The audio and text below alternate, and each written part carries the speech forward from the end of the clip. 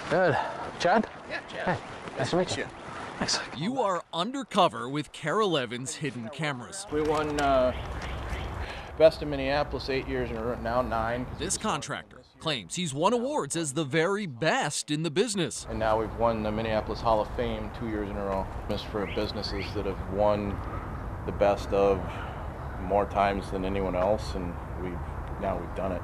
It just makes you so angry. Incredibly disappointing. Really shady But business some practice. former customers tell us it's fence post fiction. He needs to stop it. David Palante of South Minneapolis was looking to build a fence. Just to enclose the backyard. He signed a contract with Alpine Fence Company, It says he's licensed, bonded, and insured. a local business that's website appeared designed to evoke trust. The large Better Business Bureau logo that says he's an accredited business. So David gave Alpine's owner, Chad Thompson, a 50% upfront deposit. $2,600. When I signed the contract, he said 3 to 4 weeks. And this was supposed to be done when?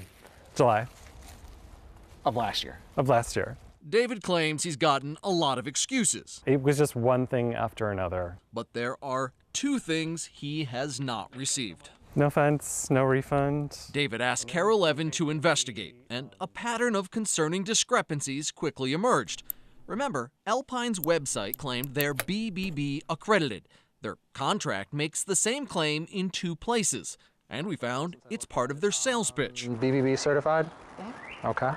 But it's not true. The BBB's website clearly shows Alpine is not accredited. It was revoked in May of 2015. There's even an alert about the F-rated business. Is that false advertising?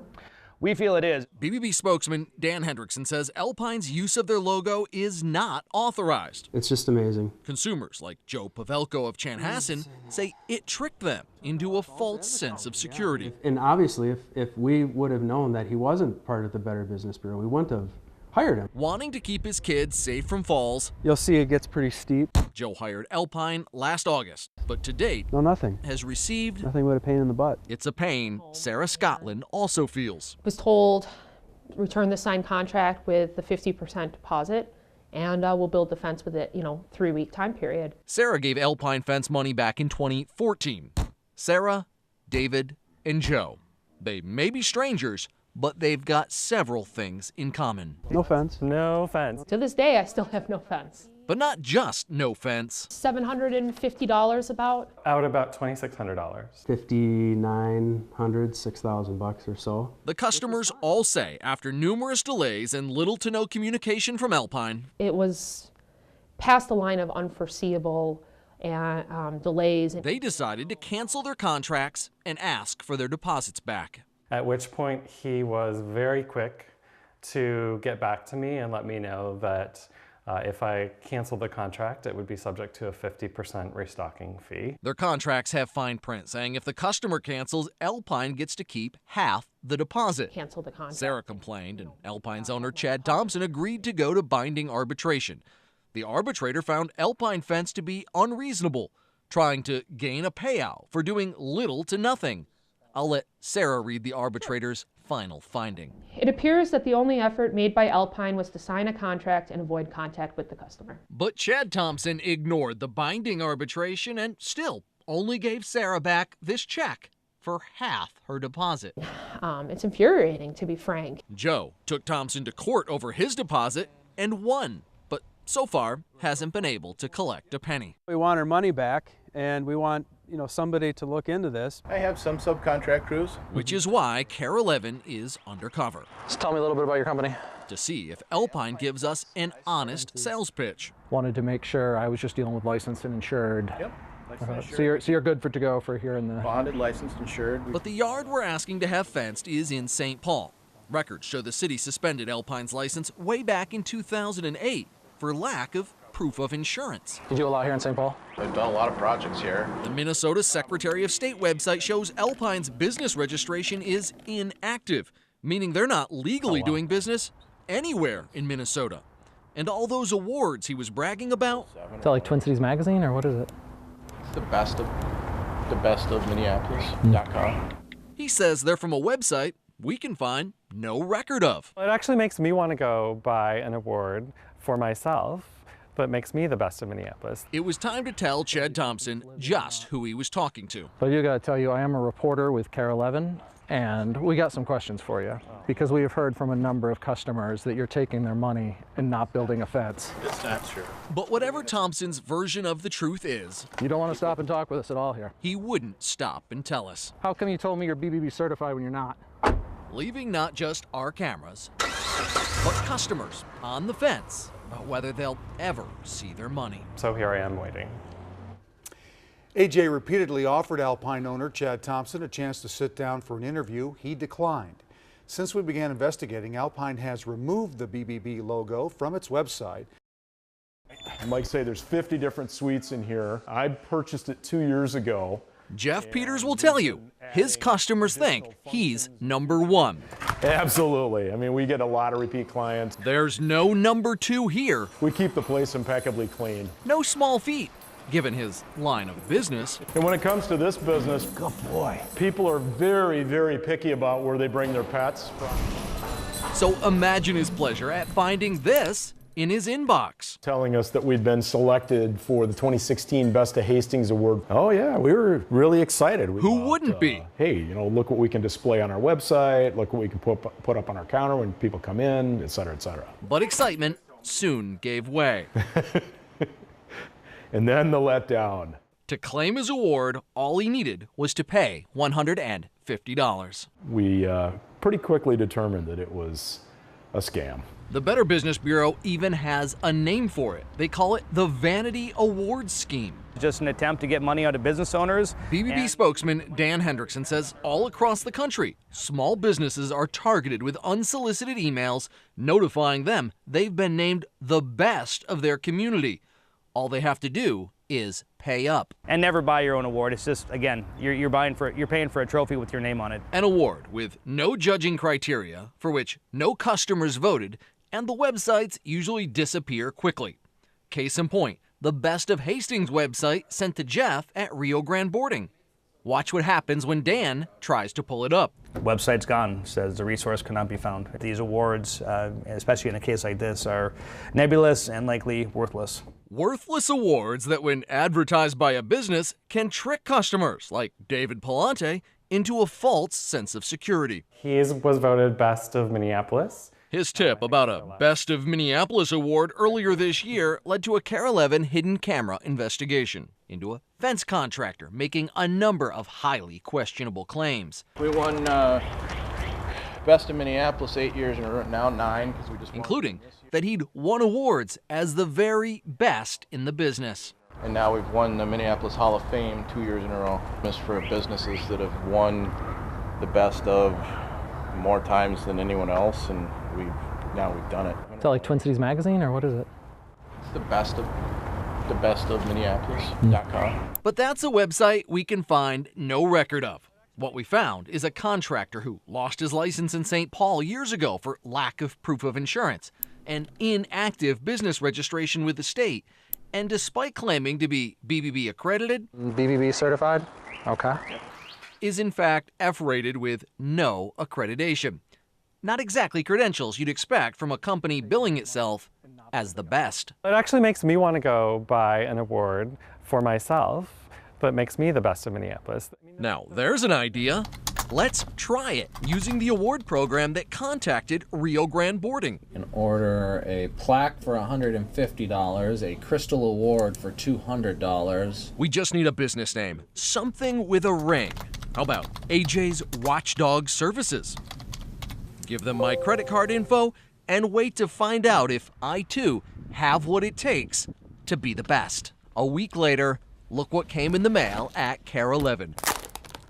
My very own award.